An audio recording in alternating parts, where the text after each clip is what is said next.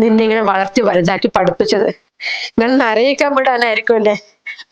മോളെ, നീ കോളേജിൽ പോയിട്ട് വരാനേ ഒരു 10 മിനിറ്റ് വൈകിക്കഴിഞ്ഞ ഞാനും അച്ഛനും കിടന്ന് വെപ്രാളപ്പെടുകയായിരിക്കും. എന്നെ മോളെത്തിയിട്ടില്ല എന്ന് പറഞ്ഞിട്ട്.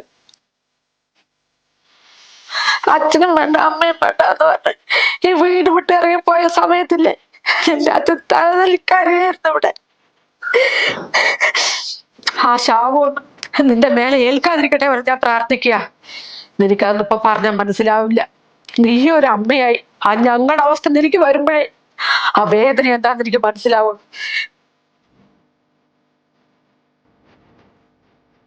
മോളൊരു കാര്യം ചെയ്, വേഗം ഇത് കഴിച്ചിട്ടേ പോകാൻ നോക്ക്. അച്ഛൻ വരാൻ സമയായി. അമ്മ, ഞാനെന്നാലും അച്ഛനെ കണ്ടിട്ടൊന്ന് സംസാരിച്ചിട്ട് പോവാ. വേണ്ട വേണ്ട, അച്ഛനെ കാണാൻ നിൽക്കണ്ട. ആ പാവം നീ കാരണം ഒരുപാട് വേദനിച്ചിട്ടുണ്ട്. ഇപ്പൊ ഒന്ന് മറന്നു വരിക. ഇനി വീണ്ടും നീ ഓർമ്മപ്പെടുത്തണ്ട മോളെ. നീ വേഗം പൊയ്ക്കോ, അതാ നല്ലത്.